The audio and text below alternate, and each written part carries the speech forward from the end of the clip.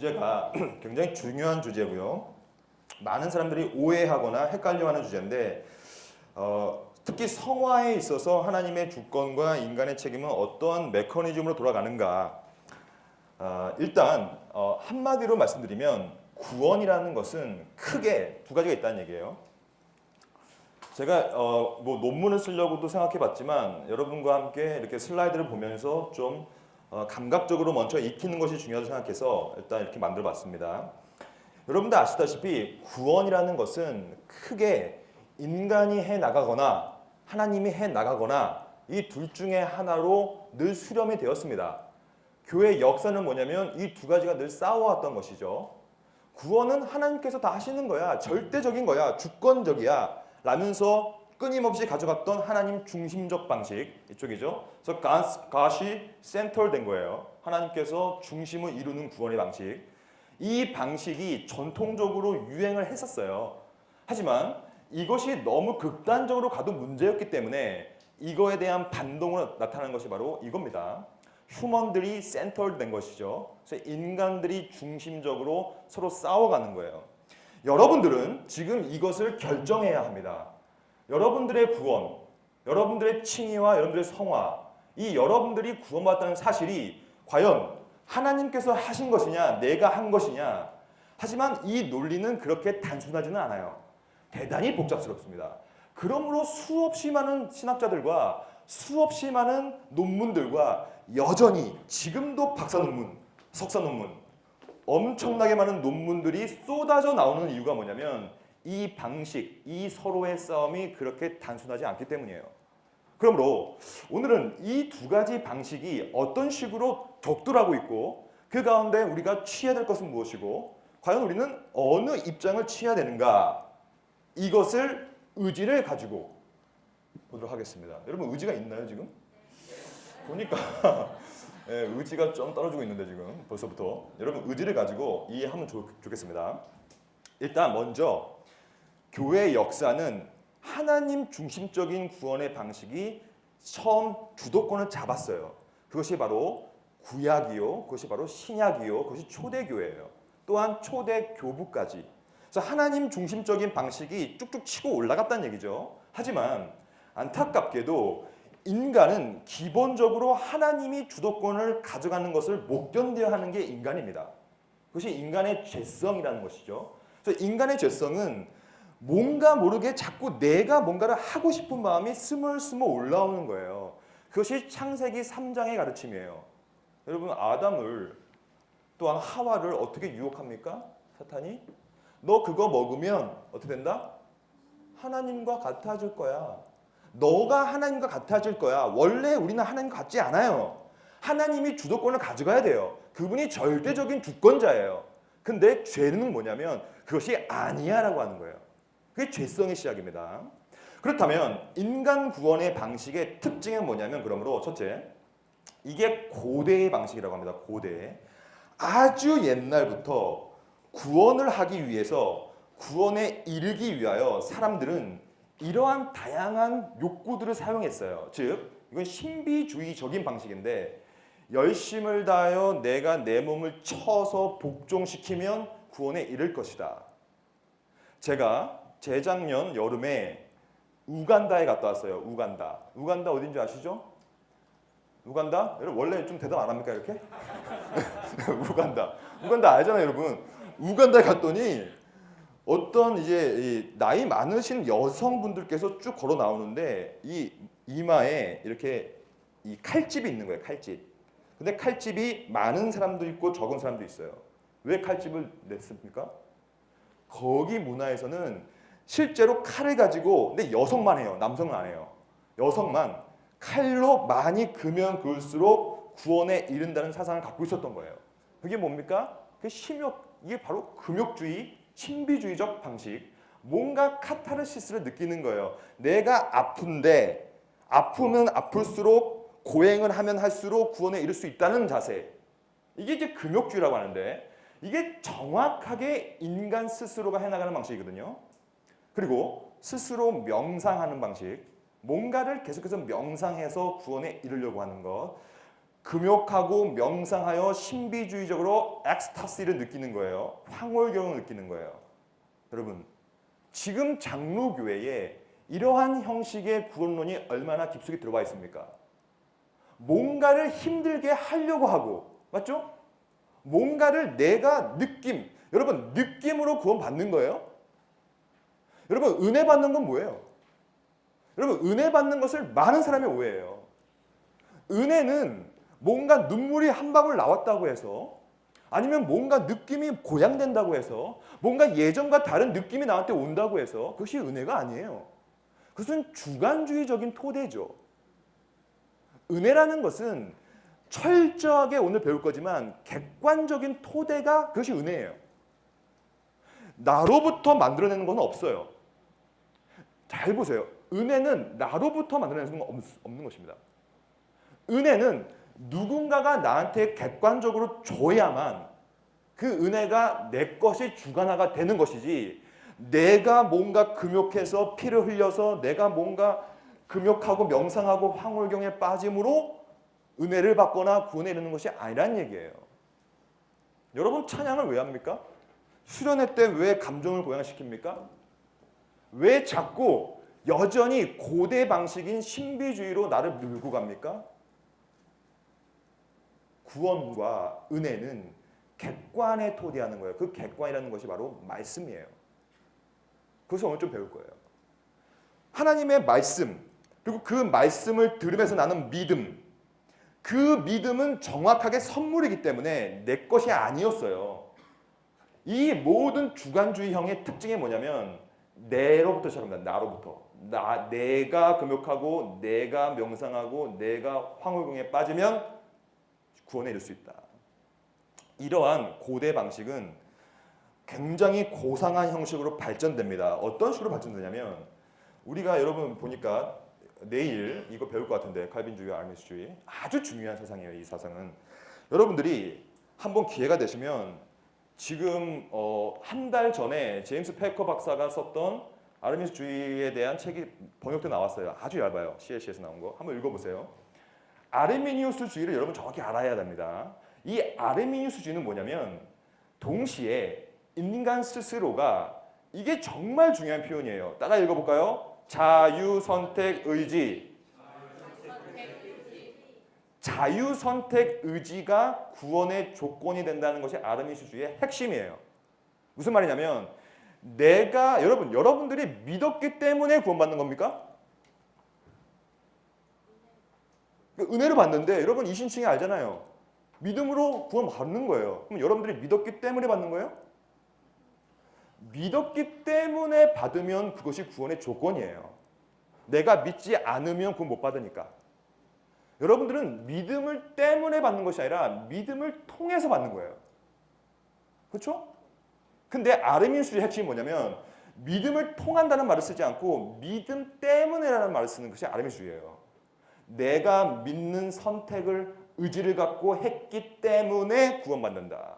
반대로 말하면, 뭔가를 믿을 선택의 의지를 내가 갖지 않으면 나는 구원 못 받는다는 얘기예요. 즉 구원의 주도권은 인간한테 가는 거예요. 그렇죠?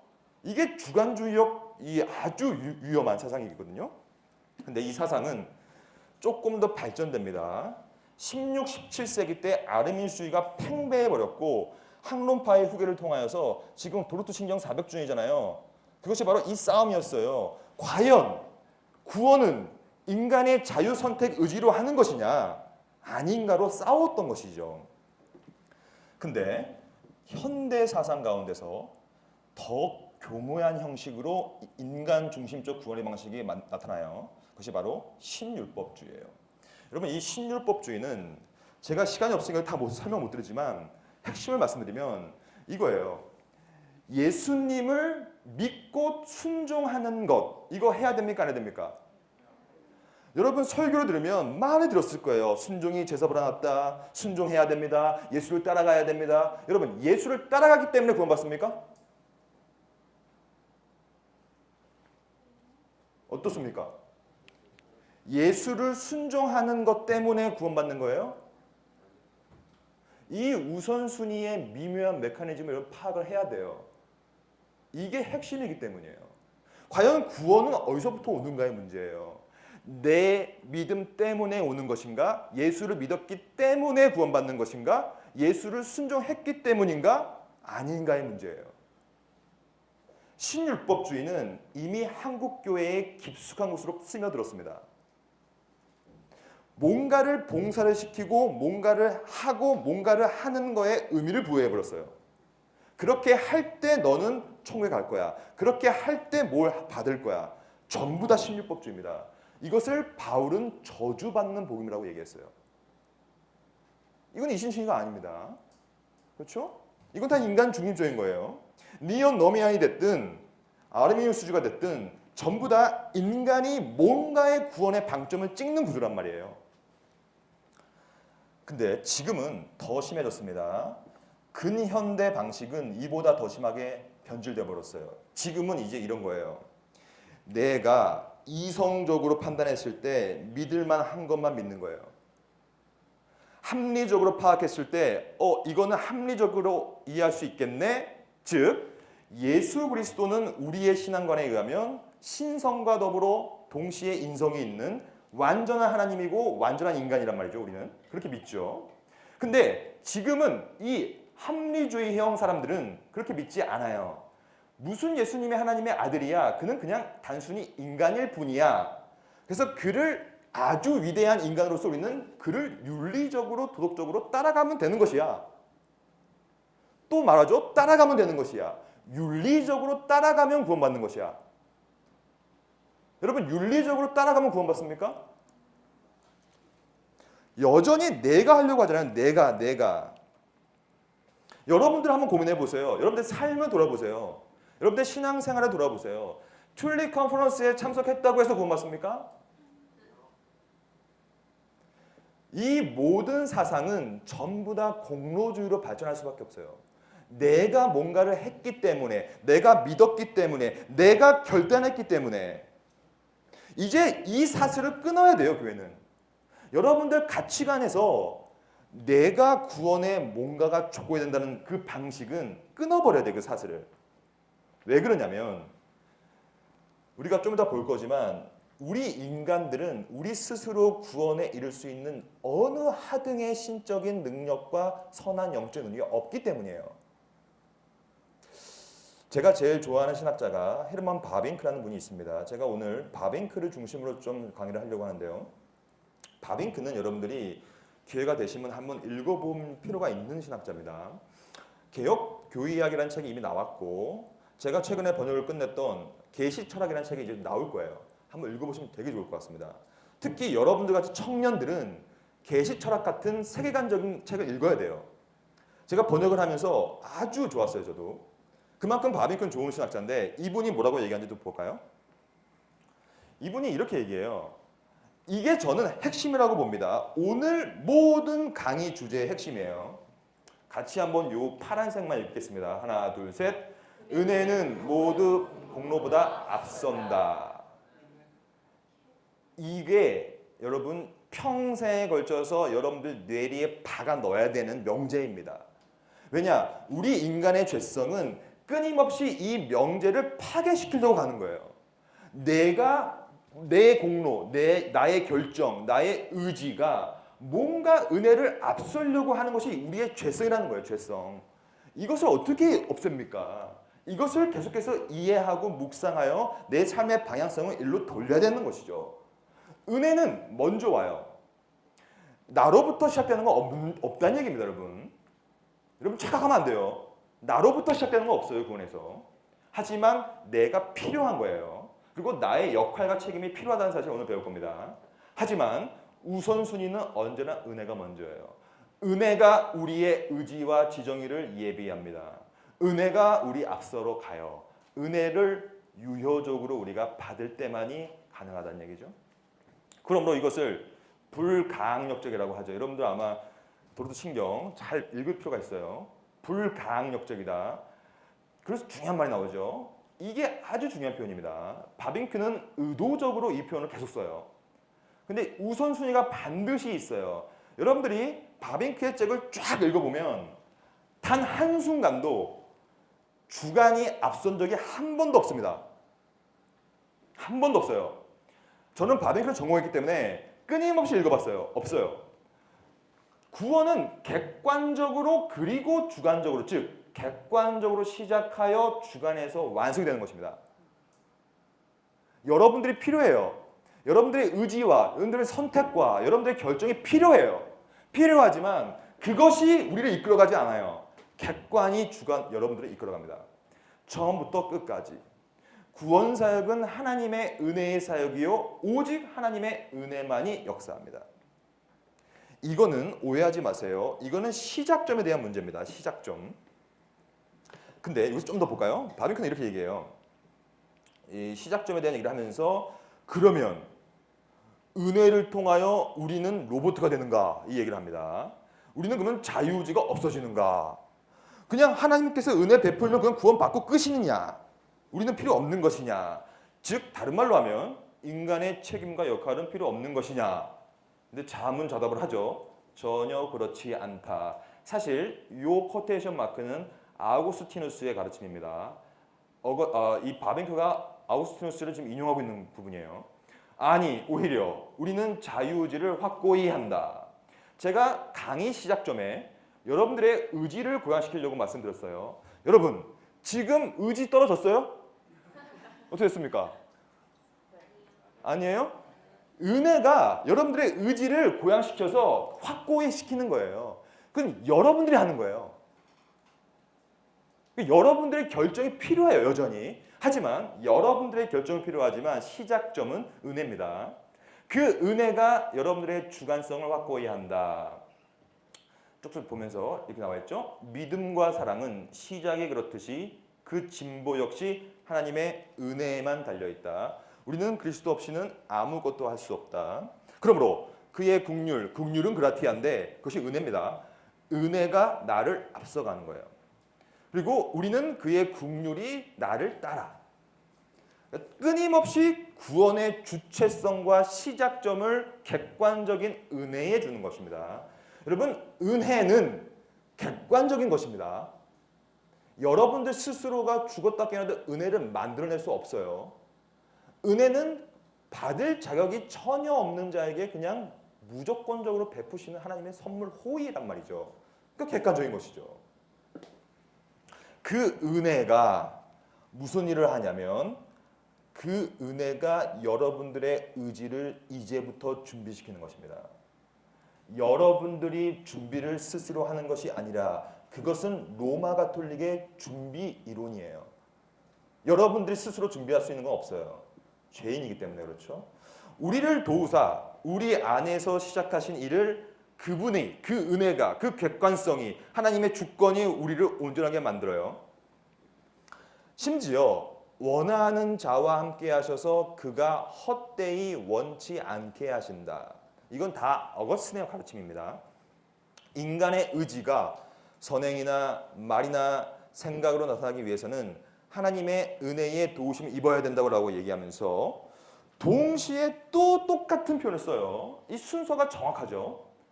객관적으로 그리고 주관적으로 따라 읽어봅시다. 하나 둘 셋. 객관적으로 그리고 주관적으로 처음부터 끝까지 구원 사역은 하나님의 은혜의 사역이고 오직 하나님의 은혜만이 역사한다. 이것을 잘못 오해하면 하이퍼 칼빈주의가 됩니다. 즉 모든 것은 하나님이 하시는구나. 나는 할 필요 없구나. 가 아니란 얘기예요. 그러므로 바빙크는 끊임없이 이 얘기를 쓰는 거예요. 객관적으로 처음부터 끝까지 구원사역은 하나님의 은혜고 하나님의 은혜만이 역사하지만 그 역사는 장소와 장은 주관적인 우리 인간이고 우리의 인간의 의지요, 선택이요, 말이요, 생각이다. 여러분들은 제발 개혁신학을 잘못 배워서 하이퍼 칼빈주의자가 되면 안 돼요. 하이퍼 칼빈주의라는 게 뭐냐면 객관성만 강조하는 그룹이에요. 하나님의 은혜가 다 하시니 우리가 아무것도 할 필요가 없다. 이것이 바로 구원파의 논리입니다. 한번 하나님께서 구원을 주셨으니 막 쓰라도 괜찮다. 막 쓰라도 구원 받는다. 어떻게 돼도 우리는 구원 받을 것이야. 네가 뭘 하든 상관없어. 가 아니란 얘기예요, 여러분. 그건 큰 착각입니다. 객관적으로 시작하는 건 맞고 끝까지 이끌어가는 건 맞지만 여러분들의 주관성이 필요하다는 얘기예요. 그 주관성은 은혜가 여러분들께 만들어주고 동시에 여러분들의 자신의 의지와 자신의 말과 생각으로 그 일을 하는 거예요. 이것이 큰 틀에서 객관성과 주관성의 가르침이에요. 여러분 지금까지 이해했습니까? 넘어가도 돼요? 의지가 좀 있네 이제. 진짜 물 좀 마실게요. 좋습니다 지금. 왜냐면 지금까지 했던 게 아주 기본적인 거예요. 그리고 이것을 이해해야만 그 다음으로 넘어갈 수가 있습니다. 지금까지 말씀드렸다는 것은 굉장히 좀 그 기본적인 가르침을 좀 말씀드렸고 이것을 이제 신학적으로 좀 정리해 보겠습니다. 제가 지금까지 말씀드렸던 이 모든 것은 이런 식으로 정리할 수가 있어요. 이게 바로 아주 유명한 소위 하나님의 작정과 시간 속 실행의 개념이에요. 아주 중요한 개념입니다. 잘 보세요. 우리는 시간 속에서 살아가요. 시간 속에서 살아간다는 얘기를 신학에서는 그것을 적용이라고 말합니다. 적용. 그러니까 하나님께서 여러분들을 향하여 하는 모든 일은 시간 속에서 일어나는 적용이에요. 적용. 지금도 이 툴리 컨퍼런스는 하나님께서 영원 전부터 삼위일체께서 영원 전에 작정을 하셨고 이 작정이 시간 속에서 실행된 거예요. 그렇죠? 하나님의 모든 것. 하나님은 이 지금 물이 이거 지금 이렇게 쓰러지는 이것까지 이거 하나님께서 이거 알아요 몰라요? 이거 작정했어요 안 했어요?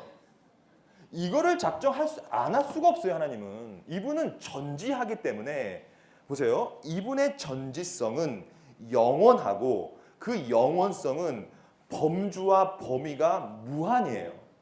모든 것을 다 작정합니다. 모든 것을. 이것이 하나님의 작정 밖에 외에 있는 것은 없다는 개념이에요. 그러므로 이것을 구원에 적용시켜 보면 여러분들이 왜 구원을 받았냐면 여러분들이 구원받은 이유는 왜 받았어요? 이거에 의하면 여러분 큰 소리로 좀 해봅시다. 예? 예? 그렇죠? 좋아요. 지금 하나님의 영원 전에 이미 작정을 했기 때문에 구원을 받은 거예요. 근데 잘 보세요. 영원 전이라는 얘기는 여러분들이 태어나기 전입니다. 여러분들이 복중에 있기도 전에 태에 있기도 전이에요. 여러분들의 주관성은 없었던 것이죠. 맞죠? 완벽하게 100% 객관적인 것이죠. 이렇게 표현하는 거예요. 여러분들의 구원이 이 땅 속에서 적용되었다면 이것이 우리가 좀 이따 볼 구원의 서정으로 성령께서 적용하시는데 하나씩 그 적용이 있는 이유는 여러분들이 믿었기 때문도 아니요. 여러분들이 의지를 가졌기 때문도 아니요. 여러분들이 뭔가 행함을 했기 때문도 아니요. 그렇죠? 여러분들이 금욕을 해서 명상을 해서 엑스타시에 올라갔기 때문이 아니요. 그 이유는 삼위일체 하나님께서 영원 전에 여러분들을 구속하려고 하는 언약을 맺으시고 이 언약이 실행된 거예요. 실행됐는데 그 실행의 도구는 여러분들의 믿음이요. 여러분들의 의지입니다. 이걸 우리가 배울 거예요. 구원이라는 것은 이처럼 영원 전에 삼위일체 하나님께서 시간 속에서 여러분들의 삶 속에서 적용을 하나씩 해나가는 것인데 적용하는 국면들이 있어요. 그러면 이것은 소위 구원의 순서라는 말을 쓰고 있는데 사실 기계적인 순서는 아닙니다. 우리 모두 다 한 번에 구원받지 이것을 하나하나 단계를 밟아가는 것은 아니에요. 하지만 성경은 구원을 다양한 방식으로 묘사하고 있기 때문에 그 묘사하는 것들을 신학적으로 재정리한 것입니다. 그러므로 마치 내가 중생이 되었으니까 이제 회심이 되겠구나 이런 게 아니란 얘기예요. 단번에 구원은 단회적으로 벌어지지만 그 국면들이 다양한 것이에요. 그러면 이 구원의 순서에서 성령께서 어떻게 적용하시는 걸 보겠습니다. 시작점은 분명히 있어요. 논리적인 시작점입니다. 시간적인 시작이 아니에요. 이 구원의 국면 가운데 이 국면의 논리적인 흐름의 순서는 있다는 얘기예요. 일단 하나님께서 작정을 해야 돼요. 작정은 100% 객관이에요. 우리가 할 수 있는 건 없어요. 구원의 시작점은 100% 객관인 것이죠. 그 작정에 근거하여 그것을 우리는 제한 속죄라고 불러요. 제한적으로 작정. 우리가 어제 보니까 유기와 선택을 배웠는데 오늘인가요? 어젠가요? 어제죠? 예, 그걸 배웠는데 그것이 이 말이에요. 유기와 선택이라는 이중 예정이라는 작정을 하시고 제한 속죄 형식으로 부르는 거예요. 효과적으로 불러야만 구원의 시정으로 들어갑니다. 효과적으로 부르는 자에 한해서만 중생이라는 거듭남의 씨앗을 줘요. 이 씨앗은 내가 만들 수 있는 것이 아니에요. 성경에 보면 이것은 성령께서 하시는 일인데 성령은 바람과도 같아 어디로 오는지 어디로 가는지 모른다고 했어요. 즉 부르심과 중생과 거듭남은 인간이 할 수 있는 건 없어요. 전적으로 하나님께서 불러줘야 되고 우리를 거듭남의 중생의 씨앗을 심어줘야 됩니다. 하지만 여기서 끝나는 건 안 됩니다. 중생이 되면 어떤 일이 벌어지냐면 우리한테 중생의 결과, 열매인 믿음이 생겨요. 믿음이라는 선물이 어떻게 옵니다. 이 믿음은 반드시 회개를 동반해요. 회개. 여러분들 한번 고민해 보세요. 여러분들은 회개를 했던 기억이 언제입니까? 회개. 회심은 회개와 믿음이 반드시 동반되는 사건이에요. 예를 들면 베드로와를 하나님 그 그리스도께서 만나셨죠? 만나시고 나서 베드로야 저기 너머에 그물을 내려라. 내렸어요. 물고기 엄청 잡았죠? 엄청 잡은 것은 말씀에 순종하여 복음을 경험한 것이죠. 그래서 그 베드로가 어떻게 했어요? 물고기를 많이 잡은 베드로가 어떻게 했습니까? 어떤 행동을 취했습니까? 예수님한테 달려가서 엎드렸어요. 그래서 뭐라고 했냐면 주여 나는 죄인으로소이다. 나를 떠나소서. 나는 죄인으로소이다. 복음을 만난 자의 특징이 뭐냐? 유효한 부르심을 받고 거듭난 자의 특징이 뭐냐? 자기 자신의 죄인됨을 인정하게 되는 거예요. 왜냐하면 구세주, 말씀을 만났기 때문이에요. 주를 만났기 때문이에요. 주. 그러므로 나는 죄인이기 때문에 나를 떠나소서. 내가 너무 처절한 죄인이니 당신 같은 분은 나와 함께 할 수 없습니다라는 참된 회개를 한 거예요. 그 동시에 주여라는 가르침을 통하여 주여라는 부르심을 통하여 나는 그러므로 죄인이니까 당신을 믿겠습니다라는 것이 회심이에요. 이거는 여전히 하나님께서 그 회심의 은혜를 부어주는 거지만 동시에 여러분들이 회개해야 되고 여러분들이 믿어야 됩니다. 그렇게 의지를 이끌어가는 거예요. 시작점은 객관으로 시작됐지만 이제는 객관과 더불어 우리의 주관이 필요해요. 여러분들의 역할과 책임이 필요한 거예요. 여러분들이 회개를 해야 되는 것이죠. 여러분들이 복음을 만났다면 그 복음은 여러분들의 마음속에 나의 죄인됨을 인식하게 만들어줍니다. 그것이 중생이에요. 중생은 뭐냐면 다시 한번 우리의 시각을 열어주는 거예요. 평소에는 내가 괜찮다고 생각했는데 중생이 되고 거듭난 자는 이제 내가 얼마나 처절한 죄인인가를 느끼게 되는 거예요. 인지하게 되는 거예요. 그래서 나는 소망이 없으니 나는 누군가를 믿어야 되겠구나. 그 믿음은 내가 믿어야 되겠죠. 그 믿음으로 믿는 때 어떤 일이 벌어지냐면 칭의가 벌어집니다.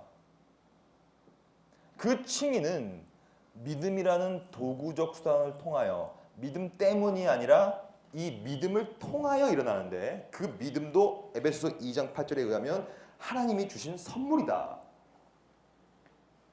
라고 했죠. 즉 우리의 역할인 믿음조차도 객관으로 시작한다는 얘기예요. 하지만 또 내가 믿어야 됩니다. 그러면서 진행되면서 의로운 자로 칭함을 받고 난 우리의 삶은 칭의가 없으면 성화도 없고 성화도 없으면 칭의가 없다는 것처럼 우리가 배울 거예요. 이 두 가지는 하나의 패키지예요. 패키지. 의로운 자로 칭함을 받은 자는 의로운 삶을 살아야 하는 것이죠. 누가? 여러분들이.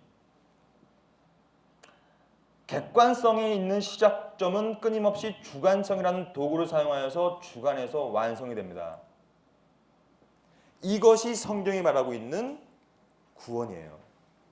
성경을 펼쳐보면 구원은 대단히 다양한 국면들로 표현을 하고 있고 이 가운데 끊임없이 하나님의 절대 주권을 통과하여 나의 역할과 책임을 끊임없이 얘기하고 있어요. 오늘 그것을 하나씩 좀 볼 겁니다. 여러분 괜찮습니까? 지금 이해를 하고 계시죠? 이해한 사람 손 한번 들어보세요. 오케이, 이 정도 됩니다. 80%만 이해하면 돼요. 20%는 이해 못할 수도 있으니까요. 하여튼 지금 이해를 잘하고 있는 것 같아요. 그러면 이러한 다양한 구원의 국면들을 바빙크는 이렇게 표현합니다.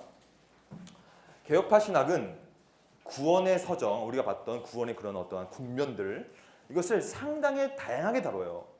그럼에도 언제나 강조점은 하나입니다. 이게 구원인데 구원의 이 핵심이 이겁니다. 그리스도의 사역, 이 사역은 속죄 사역입니다. 그리스도의 속죄 사역은 내가 한 것이 아니에요. 그리스도께서 100% 하신 거예요. 그의 순종을 통하여 또한 모든 속죄 사역을 통하여서 내가 한 건 없습니다. 그것이 성령에 의해서 우리한테 적용되는 것인데 우리의 주관적인 믿음을 통과하여 적용됩니다. 완전하게 객관적인 그리스도의 사역, 그의 사역은 그의 100% 완벽한 의가 되었어요. 근데 우리가 믿음을 그 은혜로 사용하게 될 때 그리스도의 객관적인 의가 우리 것이 됩니다. 이것을 의의 정가라고 해요.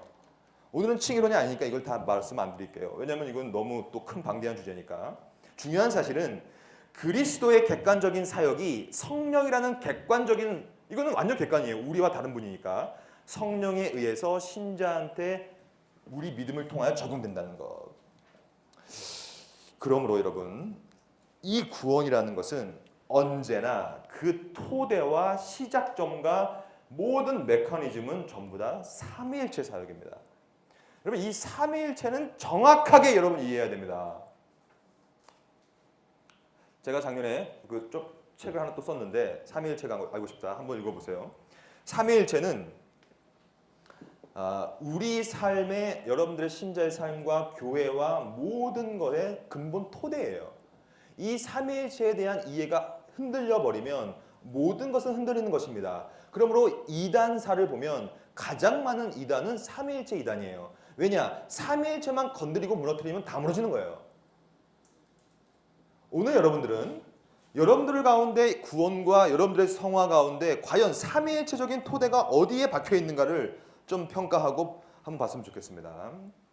일단 우리가 이때까지 본 것처럼 성화가 되었다면, 즉 구원의 하나의 국면인 성화가 있다면 그 성화는 어떻게 벌어지냐면 먼저 성부, God the Father, 이분이 성부의 성부, 이 성부께서 영원전에 작정을 합니다. 이것을 에크 사역이라고 해요. 에크라는 것은 헬라어인데 from이야, from, 몸으로부터.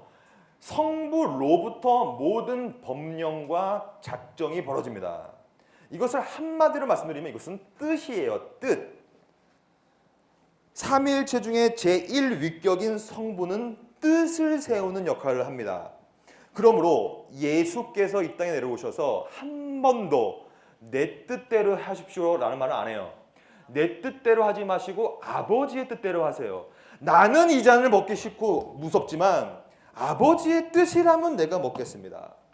왜 그러냐면 삼위일체의 위격적 구별, 이게 굉장히 중요한 표현입니다, 여러분. 삼위일체 경륜의 위격적 구별. 삼위일체는 성부, 성자, 성령이 각 위격마다 하는 역할이 달라요. 경륜이라는 표현은 역할이라는 뜻이에요. 역할. 역할과 살림살이라는 뜻이에요. 살림살이. 경제 용어죠, 사실. 이코노미컬한 거니까. 뭔가 삼위일체의 삼위 가운데서 서로 간에 하는 역할과 살림하는 역할이 달라요. 성부는 여러분들을 작정합니다. 그리고 이분의 작정은 언제나 via, through, Jesus Christ를 통하여서, 예수를 통하여서 실행을 됩니다. 그래서 이분을 실행자라고 부르죠. 실행자. 여러분, 십자가에 달린 분은 누굽니까? 하나님 아닙니다. 그건 성부순환설이에요. 제2위격인 예수 그리스도가 거기에 달릴 수밖에 없어요. 왜냐하면 그분만이 성육신을 했기 때문이에요. 그분만이 몸을 갖고 있기 때문이에요. 그 몸을 가진 이유가 뭐냐면 이분이 실행자이기 때문이에요. 모든 것은 마찬가지입니다. 여러분 창조는 누구로 말미암아 됐습니까? 여러분 창조는 로고스 대신 말씀으로 말미암아 된 것이 요한복음 1장의 가르침이에요. 왜냐하면 만물은 그로 말미암아 그를 통하여 through 그분이 실행자이기 때문이에요. 예수를 통하여 이분 객관이죠. 이분 객관이에요. 이분은 우리가 다른 분이니까. 근데 그것이 어떤 식으로 벌어지냐면 성령 N 안에서 아까 말씀드렸던 적용과 완성이 됩니다. 성삼위 하나님께서 각각의 역할을 통하여서 우리의 모든 구원을 이룩해 주시는 것이죠. 이 툴리 컨퍼런스도 마찬가지예요. 이 툴리 컨퍼런스는 이미 성부 하나님께서 영원 전부터 작정했다고 좀 믿어요. 그 작정이 없었다면 이 세상 속에서 실행이 안 되니까. 그러면 이 실행은 어떻게 되냐? 우리 모두가 그리스도를 통하여 그를 믿음을 통하여 신자가 됐기 때문에 여기 앉아 있는 거 아닙니까? 신자가 아니면 여기 왜 앉아 있겠어요? 그 다음에 이 안에는 이것을 개혁신학에서는 성령의 동행, 성령의 내주 이렇게 얘기합니다. 성령께서 지금도 이 자리에 내주하고 계시는데 여러분 성령은 왜 내주하고 계실까요? 제가 오늘 강의를 시작하기 전에 기도를 했어요. 그 기도 마지막 기도가 뭐였는지 기억나세요? 기억을 하지 못할 거에 제 모든 걸 다 겁니다. 네. 왜냐하면 그 기도를 기억할 수가 없어요. 하지만 제가 말씀드릴게요. 어떤 기도였냐면 이 자리에 성령께서 오셔서 조명하셔서 말씀을 깨닫게 해주십시오라는 기도를 했어요. 이 자리에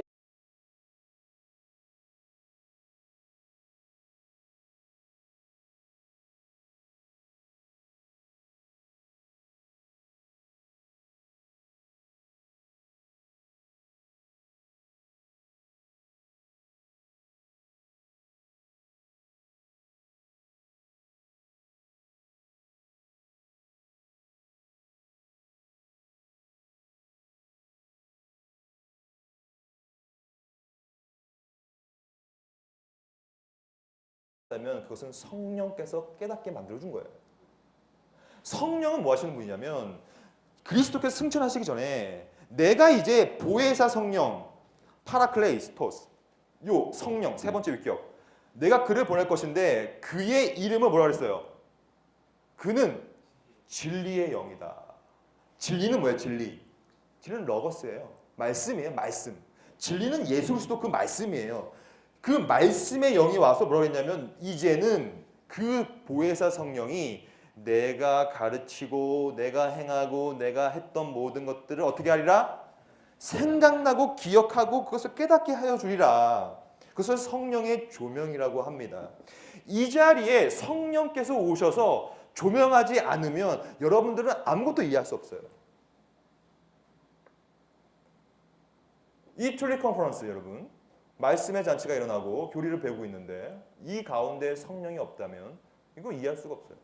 왜냐하면 성령은 언제나 적용하시고 완성하는 사역을 하기 때문이에요. 우리 안에서 일을 하시는 거예요. 그러므로 여러분 구원은 뭐냐면 구원을 신학적으로 표현하면 구원은 그리스도의 사역에 근거해 성령 하나님께서 신자 각 개개인들한테 그 구원의 유익을 적용하는 거예요. 이 정의 가운데 인간의 주관성은 없어요. 시작점에 대한 문제고 객관적인 토대에 대한 문제입니다. 그럼 이것을 조금 더 우리가 살펴보면 이렇게 볼 수가 있겠어요. 이것이 우리가 평생 동안 붙잡아야 될 건전한 방향성입니다. 제가 지금까지 말씀드렸던 모든 내용은 전부 다 이쪽을 얘기하고 있는 것입니다. 여러분들이 구원받았다면 성화를 하고 싶다면 그 성화의 토대는 객관적 토대여야 합니다. 신학에서는 객관과 주관을 어떻게 표현하냐면 객관은 우리 밖에서라는 뜻이에요. 그것이 신학에서는 우리 밖에서. 그러니까 모든 토대는 우리 밖에서 벌어집니다. 하지만 주관은 뭐냐면 우리 안에서예요. 그 내 안에서 그 토대가 적용되는 것이죠. 그래서 objective하고 subjective한 파운데이션과 어플리케이션을 잘 평가하고 여러분들은 삶을 살아가면서 이 두 가지의 방향성을 늘 염두한 채 살아야 돼요. 과연 내가 하고 있는 이 일이, 교회의 활동이, 나의 결정과 이 모든 것들이 객관적인 토대에 있는가 아니면 주관적으로 그냥 하고 있는가의 문제. 제가 볼 때는 여러분들은 아마 교회에서 그래도 꽤 좀 잘 나가는 교회 오빠나 교회 언니 누나나 뭐 이렇겠죠? 왜냐면 그러니까 여기 와서 우리가 같이 공부하고 있으니까요. 여러분들 우리 같은 지도자들은 특별히 이 방향성을 아주 깊이 있게 묵상해야 됩니다. 누가 하는 것이냐, 나로부터 시작된 것이냐, 내 밖에서부터 시작된 것이냐의 문제예요. 결국에는 이 모든 것은 은혜라는 것으로 간추려집니다. 이 단어는 공로 없이 얻은 하나님의 호의, 그로부터, 이 그는 내가 아니에요. 그리스도와 하나님으로부터 솟아나는 많은 유익들, 은혜의 선물. 근데 이게 객관적인 토대고요. 그 다음 문장이 주관적 적용의 문제입니다. 여기서 우리는 성령께서 인간에게 주관적으로, 주관은 내 아니니까 내적인 것이죠. 익스터널한 거와 인터널한 거예요. 나누어 주시는 그들의 구원과 가장 긴밀하게 연결되는 은혜의 선물들을 논한다. 이 바빙크의 이 패러그래프를 정리하면 이거와 똑같습니다. 은혜로 시작하지만 성령께서 우리 삶 속에서 그 일을 해나가신다. 또한 내가 그 일을 또 해나가야 된다. 그리스도가 먼저 하나님께 대한 우리의 관계를 회복시키고 그 후에, 이 먼저 그 후에라는 시간적인 논리적인 순서들을 여러분 꼭 기억해야 되며 구원론에서는 특히 중요합니다.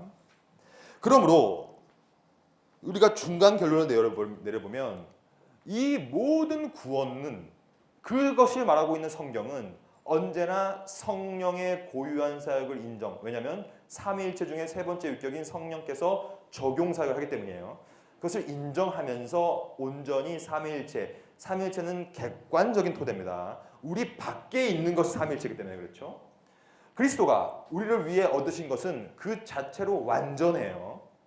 근데 완전하지만 그것이 우리한테 적용되거나 적용되지 않거나 우리가 그 일을 믿지 않으면 아무런 일이 벌어지지 않아요.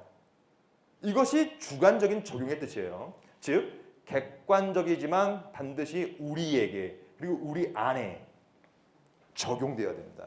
그 적용은 여러분들이 의지고 여러분들의 결과고 여러분들의 행동이요 생각입니다.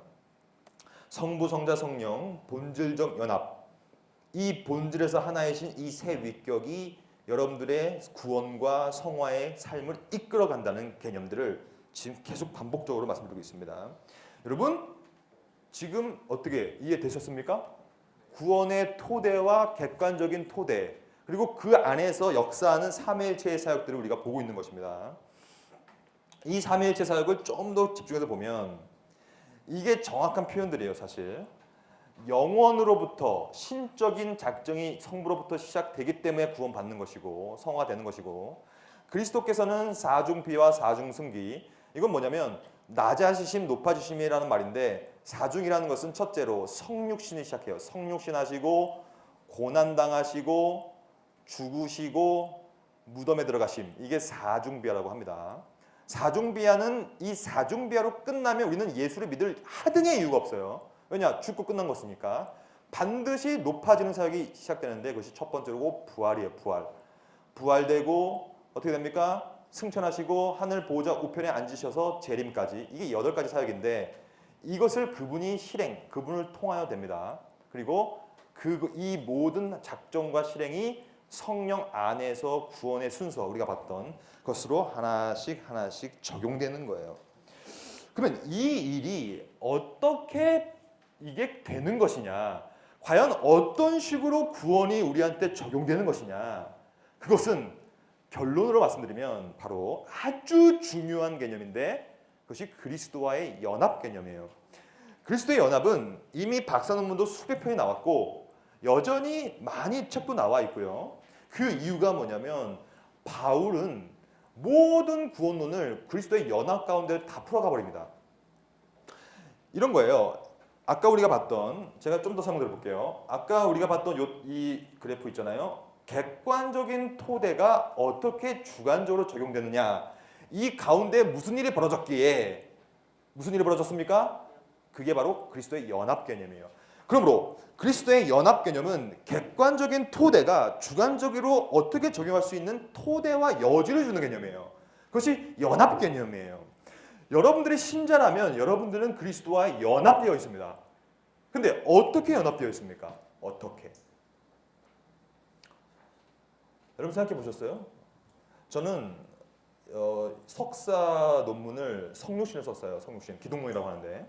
왜냐하면 저는 예수 그리스도가 어떤 식으로 존재하시고 그분의 인성과 그분의 신성이 어떤 식으로 되어 있는지가 너무 궁금했기 때문에 2년 동안 미국에서 그 석사를 그걸 했거든요. 근데 제 결론은 뭐냐? 보겠습니까? 보겠어요? 연합인데 그 연합이 어떤 식으로 되는지에 대한 고민을 했죠. 결국에 제 결론은 알 수 없다. 알 수 없다. 그러니까 어떤 식으로 연합되고, 왜 그러냐면 예수 그리스도께서는 현재 인성이 계시고 신성이 계세요. 그렇죠? 그분의 인성은 부활체를 입고 그분의 신성과 연합하여 지금 계신단 말이죠. 근데 그분의 신성은 무소부재 편재예요. 하나님이기 때문에 어디든 다 계세요. 지금도 계세요. 여기 다 계십니다. 편재하기 때문에 신성은. 근데 그분의 인성은 여전히 우리와 똑같은 인성이므로 또한 부활체지만 우리와 똑같은 인간을 통하여 부활했기 때문에 인성을 통하여, 그러므로 그분은 보좌 우편에 앉아 계실 거란 말이죠. 그러면 그분의 보좌 우편에 앉아 계심과 그분의 편재하심이 어떻게 충돌되지 않고 동시에 존재할 수 있으며, 우리 같은 죄인과 그분의 부활체를 입은 그리스도와 어떻게 우리가 연합할 수 있으며, 더 놀라운 사실은 그리스도는 지금 삼위일체 중에 두 번째 위격이에요. 그러면 그리스도의 두 번째 위격인 그분과 우리가 어떻게 연합할 수가 있는 거예요, 도대체? 여러분 지금 아무도 놀라고 있지 않은데 이건 정말 놀라운 일이잖아요. 그리스도와 연합됐다는 얘기는 우리가 삼위일체 하나님의 두 번째 위격과 연합되어 있는 거예요. 그러면 그분은 하나의 위격인데 그분은 동시에 하나의 본질이에요. 그럼 우리는 하나님과 같이 연합되어 있는 것입니까? 뭐 어떻게 된 거예요 도대체? 이거는요 지금도 수없이 많은 연구가 되어 있고 별 개념으로 다 풀고 있지만 저는 그걸 다 저는 부정합니다. 그 신화 개념이 되었든 뭐가 됐든 속성 교류가 되었든 그건 다 잘못됐다고 저는 생각하고, 결국에는 성경은 뭐라고 얘기하고 있는가? 우리가 객관적인 토대가 주관적인 적용을 할 수 있는 이유는 그리스도께서 우리와 연합되어 있고 우리는 그리스도와 함께 살기 때문인데, 성경은 계속해서 이렇게 얘기하고 있어요. 그리스도 예수 안에서 N 나오죠. N 이스스가 나오는 거예요. 그리스도 예수 안에서 너희에게 주신 하나님의 은혜로 말미암아, 이 하나님은 성부로 말합니다. 성부께서 우리의 은혜를 어떻게 주시냐면 그리스도 예수 안에서 줘요. 그를 통하여도 나오지만 N도 많이 나옵니다. 이게 연합 개념이거든요. 우리는 그가 만드신 바라 그리스도 예수 안에서, 이 선한 일이 구원이에요. 구원을 받는 자는 그리스도 예수와의 연합 가운데서만 받을 수 있어요. 왜냐? 믿음을 통하여 의롭다고 인정을 받는 경우에 양자의 영을 받기 때문에 그 양자의 영이 성령이에요. 성령을 통하여 우리는 그리스도와 연합되어지고 그 일을 성부께서 작정하사, 아까 우리가 배웠던 영원전 작정, 그 가운데 행하게 하십니다. 그리스도의 연합이죠. 또한 찬송하리로다 하나님 곧 그리스도 예수 그리스도의 아버지께서, 성부께서 예수 안에서 연합 가운데서 하늘에 속한 모든 복, 그것이 구원입니다. 그러니까 기본적으로 바울 서신은 끊임없이 구원을 얘기할 때 그리스도 안, 그 연합 개념을 사용해서 얘기하고 있는데 이 메커니즘을 알 수가 없어요. 그래서 저는 이 그리스도의 연합의 메커니즘은 크게 두 가지예요. 첫째는 영적인 거예요. 영적인 것. 이건 철저하게 영적인 것입니다. 육적인 것이 아니에요. 우리는 그리스도와 영적으로 연합되어 있는데 이것이 성경의 가르침이에요. 볼까요? 만일 너희 속에 하나님의 영, 이 영이 성령이죠, 거하시면 너희가 이제는 더 이상 육신에 있지 아니하고 영에 있나니 누구든지 그리스도의 영이 없으면 그리스도의 사람이 아니니라. 그러므로 객관적인 삼위일체의 작정과 그의 사역이 그리스도라는 양자의 영과 영을 통한 그리스도의 사역을 통하여 연합되어 감으로 우리가 그 안에서 같이 적용되는 사역을 영적으로 연합되어 있는 상태. 현재 여러분의 상태죠. 근데 이 영적인 연합도 이 합리적으로 이성적으로 표현할 길이 없어요. 도저히 어떻게 이해할 수가 없어요. 그러므로 성경은 이것을 이렇게 얘기합니다. 저는 이 말이 정확한 표현이라고 봐요. 그래서 이 모든 연합과 구원은 굉장히 신비로운 것입니다. 구원은 여러분 사사로이 이성적으로 풀면 망하는 것입니다. 이 비밀은 만세와 만대로부터 감춰졌던 것인데 이제는 그의 성도에 나타났어요. 이 비밀이 그리스도예요. 그리스도는 원래 감춰졌던 것이었는데 모든들한테 성육신에서 나타났고 그들로 하여금 이 비밀의 영광이 이방인 가운데 이 이방인은 여러분을 말합니다. 저와 여러분들 이방인이었어요. 원래 본질상 진노자로 태어나니까 우리 가운데서 이 비밀이 얼마나 풍성한지 알게 하려 하심이라. 이 비밀이 뭐냐? 너희 안에 계신 그리스도, 연합되어 있는 그리스도. 이건 비밀이에요. 비밀. 저는 저희 기본적인 신학적 입장은 뭐냐면 모든 신학적 주제를 아주 날카롭게 해부하자는 주의가 아니에요. 저는 오히려 우리의 이성의 유한함과 우리의 죄성과 타락함을 인지하고 하나님께서 성경을 통하여 계시해 주시는 것을 이해할 뿐이지 그것을 뛰어넘어서 그 비밀과 그 모든 신비까지도 파헤쳐가는 것은 옳지 않다는 개념이 아주 중요한 개념입니다. 신학은 뭐냐면 결국에는 하나님의 무한하심과 그의 놀라우신 신비로움을 우리가 만끽하여 그의 앞에 겸손히 굴복하여 엎드리는 거예요. 신학이 너무나 지나치게 이 신비를 파헤치고 있습니다. 알 수가 없어요. 저는 기독론을 공부하면 할수록 저는 신학교에서도 기독론을 계속 강의하고 있는데 제가 늘 기독론을 마지막 종강 시간에 외치는 건 뭐냐면 정말로 신비다. 여러분 그리스도의 모든 사역과 위격적 존재는 완벽한 신비입니다. 여러분 어떻게 완전한 하나님이 어떻게 완전한 인간이 됩니까? 잠시만요. 지금 큰일 났습니다.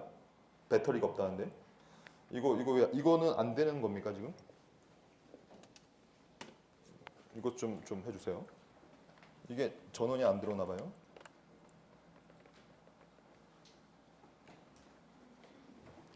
요걸로 연결했어요 제가.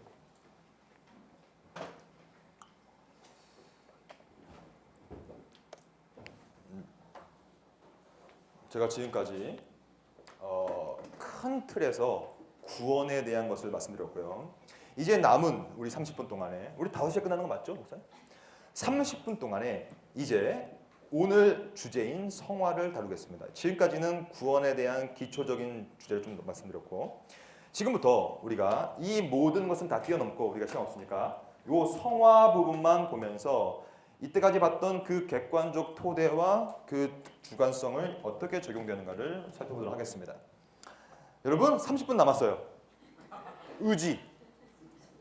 의지를 여러분 지금 잘하고 있어요. 지금 아주 잘하고 있고 제가 볼 때 거의 다 이해하고 계신 것 같습니다. 잘 보세요. 이제 이 성화론을 한번 우리가 살펴보도록 하겠습니다. 많은 사람들이 성화를 얘기할 때 오해를 했어요. 어떤 오해냐면 처음은 하나님께서 선택해 주시고 불러주시고 뭐 믿음을 주시니까 이건 다 하나님께서 먼저 해 주시는 거고 일단 양자가 되면 입양이 되면 우리는 이제 성화를 내가 이제 해 나가야 된다. 그러면서 성화는 다른 순서와 다르게 내가 하는 거구나라고 많은 사람들이 오해해왔고 교회 역사는 이 오해가 점철되는 역사였죠.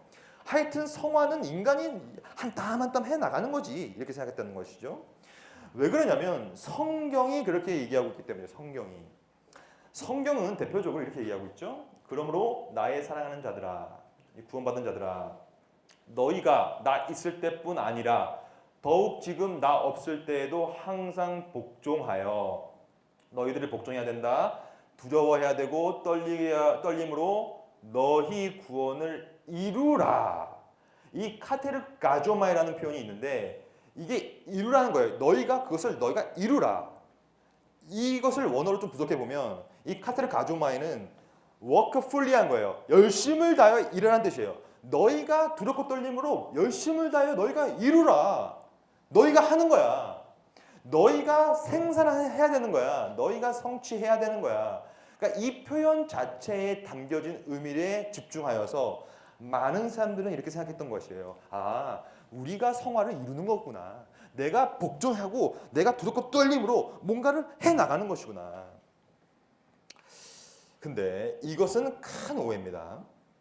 그렇게 될 수가 없어요. 우리가 지금까지 배웠던 거에 의하면 우리 스스로에 의해서 할 수 있는 것은 영적인 선한 일을 할 수 있는 어떤 자격과 능력이 없기 때문에 이 카테르 가조마이 자체는 원래 근본적으로는 하나님의 객관적인 사역이 시작된 동시에 시작됩니다. 그러니까 하나님께서 객관적으로 토대를 닦아주시고 그 다음에 우리가 열심을 다하여 이루라. 여러분들 열심을 다하여 이루지 않으면 안 됩니다. 여러분들은 카테르 가조마이를 해야 돼요. 이것을 바빙크는 이렇게 표현해요. 저는 이 바빙크의 이 표현을 여러분들은 다 외워야 됩니다. 여러분 오늘이 가기 전에 다 외우세요.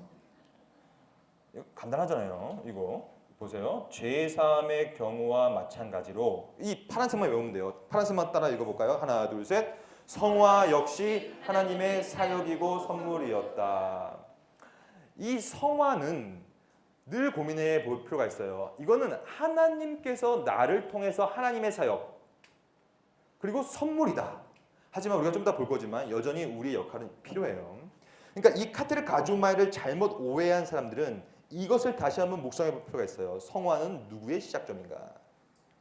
성화는 무엇보다도 하나님의 역사, 그리스도와 성령의 역사, 우리가 배웠던 것이죠. 삼위일체의 사역이다. 삼위일체께서 주체성을 가지고 그 일을 해 나가시는 것이다. 그러면서 이 성부, 성자, 성령께서 각각 어떠한 식으로 역사하시는가를 좀 보겠습니다. 성경은 끊임없이 삼위일체가 주체를 갖고 성화의 사역을 해 나간다는 말을 해요. 일단 성부는 이렇게 얘기하죠. 너희 안에서 착한 일을 시작하신 이분은 성부를 말합니다. 성부. 성경에 보면 다른 위격이 나올 때는 다른 위격과 동시에 나오는 신성인 존재는 전부 다 성부로 지칭합니다. 거의. 왜냐하면 성령은 성령이라고 지칭해버리니까. 여기서 말하는 이 시작하신 이는 성부예요. 성부. 성부께서 우리 안에서 착한 일은 칼뱅에 의하면 회심이라고 얘기했어요. 회심이 구원이기 때문에 구원을 시작하신 이예요. 성부께서. 그러니까 구원이 있다는 얘기는 성화가 있다는 얘기는 성부께서 그 일을 시작했기 때문이다. 그리고 그 시작은 예수의 날 재림 때까지 쭉 가서 그것이 완성될 것이야. 구원의 완성인 영화까지 갈 것이야. 평강의 하나님, 이것도 성부로 말합니다. 왜냐하면 다른 위격이 또 나오니까. 이 평강의 하나님은 성부예요. 성부. 성부께서 친히 너희를 온전히 거룩하게 하시고, 대부분의 이 바울 서신은 성령과 성화를 연결시켜요. 근데 이 독특하게 이 사일전을 보면 평강의 성부의 하나님과 거룩한 이 성화를 연결시키고 있습니다. 평강의 하나님이 너희를 온전히 거룩하게 하실 것이다. 또한 너희의 온 영과 혼과 몸. 여러분 이 영과 혼과 몸은 전인을 말하는 겁니다. 전인. 3분설이 아니에요. 영과 혼은 같은 겁니다. 영혼이에요. 우리는 영혼과 몸이 있는 거예요. 우리의 전인이 예수께서 강림, 재림이죠. 재림할 때까지 점진적 성화를 이끌어 간다는 개념이에요. 이게. 누가? 성부께서. 지금 계속해서 말씀드립니다. 이거는 성화의 시작점을 말씀드리는 거예요. 시작점. 그러니까 객관적인 토대에 대한 얘기입니다. 주관적 적용은 좀 이따 보는 거예요. 우리가. 예수님은 뭐 하시냐 이때. 예수님은 너희는 성부로부터 나요. 왜냐하면 성부로부터 작정이 벌어지기 때문이에요. 성부로부터 나서 그리스도 예수 안에 연합 가운데 있고 예수는 하나님으로부터 나와서 영원 출생. 우리가 여러분 시험할때 3일째 때 나오죠. 우리에게 뭘 주냐면 이분이 지혜는 말씀이에요. 말씀. 러거스 대신 말씀 예수죠. 예수와 그의 의로움과 그의 거룩함이 그리스도와의 연합 가운데 있다는 얘기죠. 그러니까 이 모든 것은 예수를 통하여 일어납니다. 의의 전가, 거룩함의 분여라는 표현을 써요. 구원론에서는.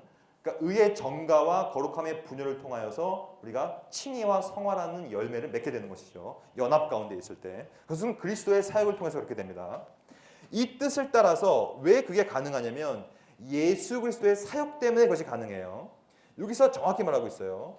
이 히브리서는 완전하게 예수의 속죄 사역을 정확하게 말하고 있는데 몸을 단번에 들이심으로 말미암아 이 예수 그리스도의 실행 속죄 사역과 성화를 연결시키는 독특한 본문입니다. 이 본문은 예수 그리스도께서 속죄하심으로 말미암아 우리는 뭘 얻냐면 거룩함을 얻어요. 성화를 얻어요. 뭐 지혜를 얻는 것도 아니요, 의로움을 얻는 것도 아니요, 거룩함을 얘기하고 있어요. 왜냐? 히브리서는 기본적으로 속죄, 유대인 속죄의 히브리 문화 가운데 있기 때문에 끊임없이 속죄론과 성화를 연결시키고 있고 그 가운데 반드시 예수라는 제2위격이 들어갑니다. 히브리서 또 나와요. 히브리서 13장에 보면 예수는 자기 피, 속죄 사역을 말하는 것이죠. 즉 순종에 의하면 이것은 수동적 순종을 말하는 것이에요. 자기 자신의 피로서 어떻게 하냐면 예수의 속죄 사역과 성화 사역을 또 연결시키는 독특한 표현이에요. 예수께서 피로써 비약, 모모를 통하여 백성을 거룩하게 만드는 것이죠. 그러므로 제가 또 강조드리지만 여러분들은 이 객관적인 토대를 끊임없이 가져가기 위해서 제가 계속 반복하고 있는 것입니다. 칭의는 물론 성화 역시 순전히 은혜의 선물이다. 이 두 가지 경우 모두에게서 여러분한테 주어진 유익은 뭐냐면 그리스도와의 연합. 그리스도와의 연합 자체가 가장 큰 선물이요 유익입니다. 여러분들 불평불만 하면 안 돼요.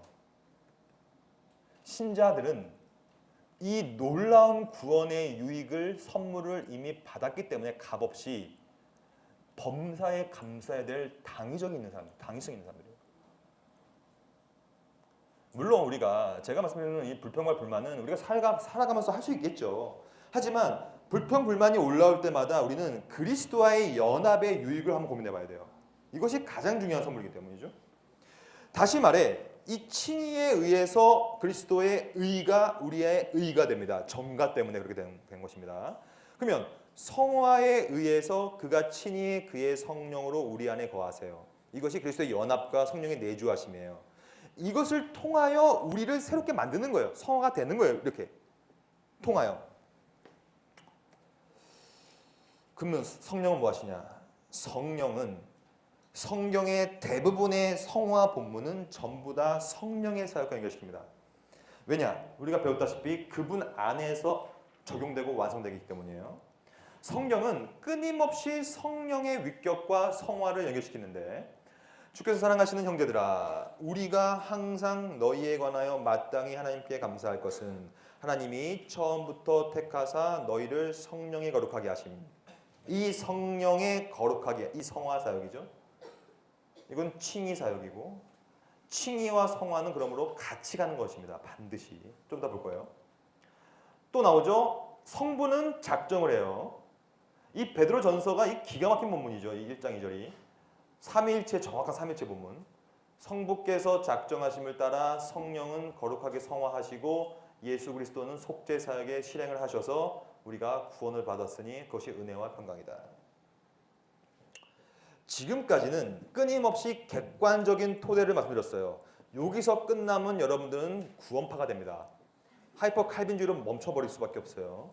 과연 성화는 그러면 하나님께서 다 하시는 것이냐? 그냥 삼위일체가 다 끝내버리는 것이냐? 그냥 우리는 로봇이냐? 우리는 마스터 퍼핏이냐? 그냥 막 이렇게 움직이면 그냥 가는 것이냐? 그것이 아니라는 것입니다. 지금까지 제가 많은 시간과 분량을 써서 끊임없이 성화의 객관적인 토대를 강조했지만 이제부터 우리가 해야 될 것이 성경은 더 많이 나와요. 더 많이. 인간의 역할이 얼마나 중요한지에 대해서 성경은 끊임없이 반복합니다. 그러므로 형제들아, 이 그러므로는 역접이 아니라 순접이에요. 너희가 삼위일체 하나님을 통하여서 구원을 받은 너희들아, 이제 너희들은 더욱 힘을 써야 된다. 너희가 해야 된다. 이제 너희 부르심, 그 부르심은 너가 부른 게 아니라 객관적인 부르심인데 그 택하심도 성부의 작정인데 이제 그것을 너희가 힘써서 너희가 굳게 하라. 너희가 그것을 행해라. 여러분들 로봇가 아니라는 것이죠. 이제는 그 객관적인 토대에 있는 우리들은 이제 우리한테 하나님께서는 요구하세요. 의무를 부어주세요. 너희가 힘써서 너희가 갖고 있는 그 토대들을 너희가 행해라. 행하지 않느냐? 너희는 실족하게 될 거야. 이것은 착각하지 마세요. 이거는 우리 스스로 하는 것이 아닙니다. 그것은 아르민스주의요, 신율법주의요, 소신이안입니다. 이것은 하나님이 신자들에게 소원을 두고 행하는 거예요. 즉 객관적인 토대를 또 말씀드리고 있는 것이죠. 근데 놀라운 것이 사실은 우리가 또 열심을 다하여 우리의 영과 혼과 몸을 끊임없이 지킴으로써 카테르 가조마이 해야 된다는 얘기예요. 우리가 그것을 이루라는 것이죠. 잘못된 개혁신학을 배우면 무책임한 사람이 됩니다. 뭐 하나님이 다 하시는 거네, 은혜네, 우리는 가만히 있어도 되겠네가 아니라는 얘기입니다. 그러므로 여러분들은 평생에 걸쳐서 이 균형을 잡아야 돼요. 이거는 여러분들의 가치관을 이렇게 설정해야 돼요. 아예 못을 박아야 돼요. 과연 내가 하고 있는 이 생각과 나의 결정과 나의 봉사와 나의 행동이 과연 어디서부터 오는 것이냐? 객관이냐 주관이냐? 나는 지금 어느 토대를 갖고 하는 것이냐? 여러분들은 언제나 그러므로 신령한 것으로 하는 거예요. 여러분들의 기도 제목은 신령한 것을 가지고 할 수 있도록 기도해야 돼요. 내 것이 아니. 내 것을 가지고 하면 반드시 망합니다. 그것이 바로 교만은 패망의 선봉이라는 가르침이에요. 내 것을 가지고 하면 교만할 수밖에 없어요. 하나님 것으로 할 때만, 그때만 나의 인간과 책임과 역할은 건전하게 되는 것이죠. 바빙크는 이것을 신학적으로 이렇게 평가해요. 이렇게 만들어요. 성화는 크게 그러므로 두 가지가 있다라고 얘기해요. 바빙크는. 첫째는 수동적 성화. 수동이라는 거예요. 우리가 할 수 있는 건 없다는 얘기예요. 하나님께서 객관적으로 우리한테 은혜를 주셔야 된다는 얘기예요. 하지만 동시에 액티브한 게 필요하다는 얘기예요. 우리가 역할을 다하여 능동적으로 힘써서 여러분들의 일을 해야 됩니다. 우리는 수동적 성화와 능동적 성화를 구분할 필요가 있다. 왜냐하면 이것이 객관적 토대와 주관적 적용의 문제예요. 성경에서는 성부, 성자, 성령의 일로 얘기하고 있지만 이때는 수동적이지만 동시에 성화는 여러분들의 편에서, 저와 여러분들의 편에서는 능동적으로 계속되는 거예요. 능동적으로 계속되는 것이고 그 중에 중요한 것이 바로 회개예요. 회개. 루터가 비텐겐베르크에다가 반박문을 붙였을 때 그 반박문의 첫 번째 요소가 뭐냐면 회개예요. 회개. 그리스도께서는 우리의 전생의 삶을 통하여 회개하기를 바라신다 라는 것이 반박문의 첫째 반박문입니다. 이것은 능동적으로 해야 돼요. 처절하게 해야 돼요. 피 흘리기까지 해야 돼요. 우리는 죄에 대하여 적극성을 가지고 능동적으로 죽어야 돼요. 우리는 우리의 지체를 드려야 돼요. 온전히 드려야 돼요. 하지만 그것도 내가 할 수 있는 건 아니라는 사실. 끊임없이 수동적으로 해주시면 나의 역할을 끊임없이 다한다. 그러므로 여러분, 오늘 여러분들이 반드시 외우고 가야 되는, 죄송합니다. 이거는 너무 중요하기 때문이에요. 여러분, 이거는 외우고 가셔야 돼요. 오늘 이거 외웁시다. 같이 읽겠습니다. 하나, 둘, 셋. 성화는 선물인 동시에 이 기가 막힌 표현입니다. 여러분, 성화는 선물이에요. 하나님께서 객관적으로 부어주시는 은혜예요. 하지만 동시에 여러분들이 해야만 하는 임무예요. 성화는 해야 합니다. 그것이 하나님께서 우리를 통하여 역사하시는 아주 중요한 사역이에요. 그러므로 이렇게 또 얘기해요. 성경은 언제나 두 측면, 하나님의 포괄적인 행위, 이것이 은혜요, 객관적 사역, 우리의 책임, 여러분들의 책임이 있어요. 왜냐? 그것은 임무이기 때문에 임무를 달성하지 못하면 책망을 받겠죠. 열매를 맺지 못하는 무화과 나무는 불에 살아 던져버리겠죠. 여러분들은 책임이 져야 돼요. 왜냐? 성화는 임무이기 때문이죠. 그러면 우리가 남은 10분 동안에 이 칭의와 성화의 관계성을 좀 보면서 과연 성화는 왜 필요한가를 보겠습니다. 칭의와 성화의 관계성을 가지고 수없이 많은 논쟁들이 벌어지고 있는데 크게 네 가지로 갈무리할 수가 있어요. 첫째, 일단 칭의와 성화의 어떠한 사전적 정의를 좀 볼 필요가 있어요. 칭의는 단번에 완성돼 버립니다. 왜냐? 법정적인 거기 때문에. 그러니까 너는 죄인이다, 죄인이 아니다라는 칭하는 개념이기 때문에 단회적인 거예요. 여러분은 칭함을 받았거나 안 받았거나지 중간은 없는 것입니다. 의롭게 인정을 받거나 안 받거나의 문제예요. 하지만 성화는 달라요. 성화는 우리의 인생 전반에 걸쳐서 지속되는 윤리적인, 즉 내 안에서부터 주관적으로 뭔가를 해야 되는 임무. 두 번째, 논리적 순서는 칭의가 먼저이냐 성화가 먼저이냐 이것은 시간적인 것은 절대 없습니다. 전부 다 논리적인 것인데 굳이 논리적으로 본다면 다빈크의 입장은 칭의가 먼저 와야 된다고 얘기해요. 왜냐? 우리의 죄책이 제거되고 죄의 오염에서 깨끗하게 되는 것은 성화이기 때문에 칭의가 돼야지 성화가 된다. 하지만 이 두 개는 동시다발적으로 이루어진다는 것이 학계의 중론입니다. 무조건 시간적인 순서가 아니라 동일한 국면 안에서 벌어지고 오히려 구원의 두 가지의 기둥이다라는 말을 더 많이 쓰고 있죠. 성경이 이렇게 얘기하고 있어요. 분명히 뭔가 순서적으로 얘기하고 있는 것처럼 보이긴 해요. 작정하신 자들을 부르시고 부르신 자들을 칭의하시고 칭의하신 자들을 영화롭게 한다라는 식의 논리적인 흐름은 주고 있지만 하지만 다른 성경에서는 끊임없이 다양한 구원의 국면을 얘기하고 있기 때문에 너무 지나치게 구원의 서정을 시간적 순서, 기계적 순서로 몰고 가는 것은 옳지 않다고 저는 생각합니다. 세 번째, 여러분 피자 먹을 때 뭐가 필요해요? 저는 코카콜라 없이는 피자 안 먹습니다. 저는 시크하니까요. 이게 뭡니까? 비분리적인 것이죠. 여러분 이거는 비분리적인 거예요. 이게 같이 가야 돼 무조건. 피자와 치킨과 콜라는 함께 가야만 합니다. 똑같아요 이거. 칭의와 성화도 똑같아요. 칭의와 성화는요 무조건 같이 가는 것입니다. 그러니까 이렇게 평가할 수 있어요. 여러분들 가운데 내 삶의 성화의 진보라는 것은 뭔가 좀 다른 믿지 않는 자와 다른 무엇인가 그것이 없다면 안타까운 얘기지만 칭의는 없었던 것입니다. 안타까운 얘기지만 이것을 개혁파 신학에서는 뭐라고 얘기하냐면 칼빈도 이 얘기를 했는데 이 이중은혜라고 했는데 칭의와 성화는 서로 구분은 돼요. 아까 말씀드렸다시피 법정적인 것과 윤리적인 것은 다르기 때문이에요. 하지만 절대로 분리돼서는 안 된다. 산상수훈은 이것을 정확히 얘기하고 있죠. 너희들 마태복음 7장에 보면 너희 열매로 너희를 알리라. 열매가 없어? 성화가 없어? 너희는 이미 칭의는 없었던 거야. 야고보서는 이거에 완전 집중해버렸죠. 너희들 행함이 없는 믿음은 죽은 믿음이다. 그리스도가 죽기까지 복종하신 것은 총체적 구속. 언제나 총체적인 것입니다. 성화만 있을 수 없어요. 칭의만 있을 수도 없어요. 모든 구원은 아까 말씀드렸던 그 구원의 어떠한 서정 가운데서 이 윌리엄 펑키스라는 청교도는 이것을 황금 사슬이다. 완전 사슬이에요, 사슬. 같이 가는 거예요, 이렇게. 그 중에 하나라도 없을 수가 없어요. 왜냐?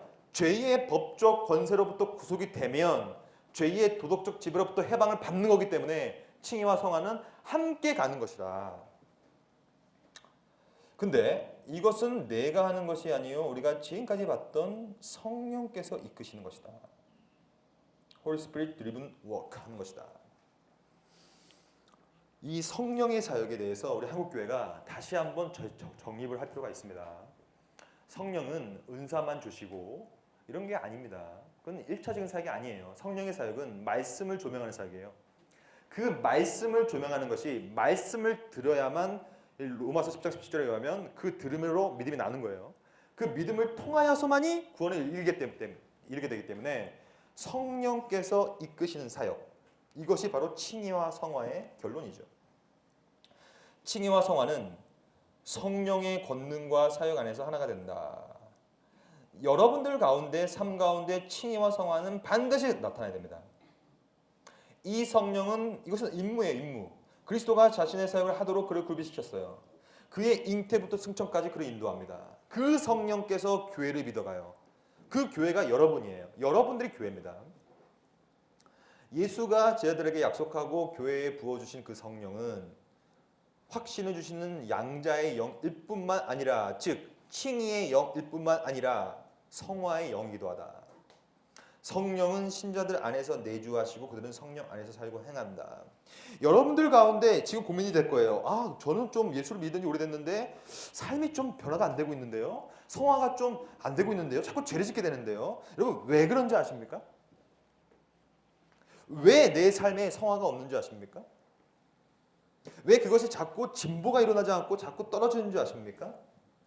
그 이유는 성령께서 성령의 내주 사역이 여러분들 가운데 약하게 나타나기 때문이에요. 성령은 늘 말씀을 조명하는 사역이에요. 말씀이 여러분들을 변화시키는 것입니다. 여러분들은 아닌데요? 저는 말씀을 오랫동안 들어봤는데요. 근데 안 되는데요? 잘못된 말씀을 들었거나 제대로 이해하지 못했거나. 저는 여전히 그 말씀의 능력을 믿어요. 말씀이라는 그 지혜의 말씀을 우리가 조명을 받는다면 그 말씀은 우리를 믿음을 이끌어낼 수밖에 없어요. 그리고 그 믿음은 참된 믿음이기 때문에 죽어있는 믿음이 아니기 때문에 행함이 나올 수밖에 없어요. 그것이 무엇이 됐든. 여러분들이 해야 될 건 뭔지 아십니까? 여러분들은 말씀이 강론되는 그 자리에 나와 앉아 있어야 합니다. 그것이 여러분들이 해야 될 가장 중요한 임무예요. 여러분들이 때때로는 연약하기 때문에 말씀을 드리면서 좋을 수도 있어요.